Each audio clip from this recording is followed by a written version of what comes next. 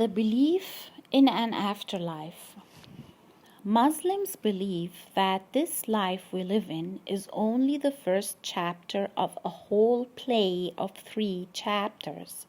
Here, humans were given free will and the ability to choose, and they are going to be tested throughout life with fear, lack of resources, and sickness. That's the nature of life, ups and downs. Those who keep the faith in God's good intentions and His will to teach and develop them go gracefully into the next chapter through the gate of death. But as a result of exercising free will, a lot of injustice might occur, mistreatments, abuse, and even war out of wrongdoing. These people might never get judged for their wrongdoing in this lifetime. They get dealt with after death.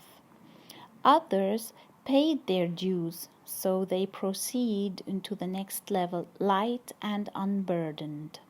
The next level is called Barzakh, a gathering of all deceased souls awaiting Judgment Day.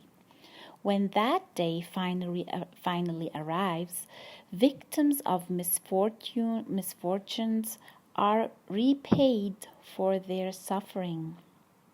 Wrongdoers have to face the consequences of their deeds by giving others until some go bankrupt. Bankrupt do time in the so-called hell. Therefore, wealth is no indication of God's favor. It is just a test to be passed. This scenario withholds a lot of hard feelings and has heaviness to it. But it is a good motive to keep striving for goodness, correcting the self, and improvement. The brain is wired to avoid pain, so the correlation of pain with bad behavior is a good strategy for avoidance, even to those who lack empathy for others. It is a good investment of fear towards a wanted destination. So fear is not entirely avoided in the Muslim theology, but accepted and used for a good outcome. To some extent, to be wisely balanced with pleasure. The brain seeks pleasure. To accumulate pleasure with good manners and conduct gives a perfect drive to have that vision in mind. It works for materialistic people as premeditation. Those who give for the sake of giving are on a whole other level. We should keep in mind that the Quran is a way of life that talks to all kinds of human beings, not just the highly spiritual ones. One might say, God is all forgiving. He forgives all sins. That is true, in exception of mistreatment of others. The feelings of sadness, frustration, unworthiness, and hopelessness caused to other humans can only be erased through their permission. Those feelings lit the fire. If the victim doesn't find it with himself to forgive, then God takes the victim's side.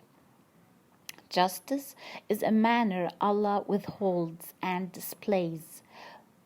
Those who did others wrong have only themselves to blame, for a wide range of warning has been provided throughout history, thousands of prophets and preachers.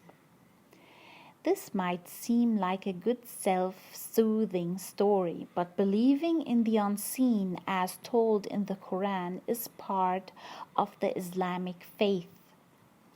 All the recently discovered scientific facts mentioned in the Quran nearly 1,400 years ago delivered to us by a man who couldn't read or write, who lived in the desert on camels, made it clear that this book couldn't be anything less than a revelation from God.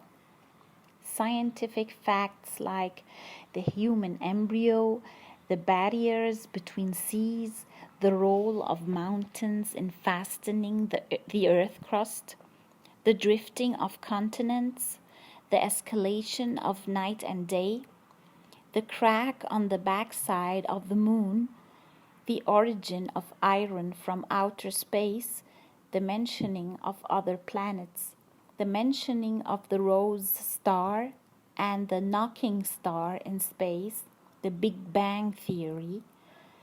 Besides the mathematical wonders, mind-blowing facts mentioned that made it impossible to disbelieve what it says or predicts.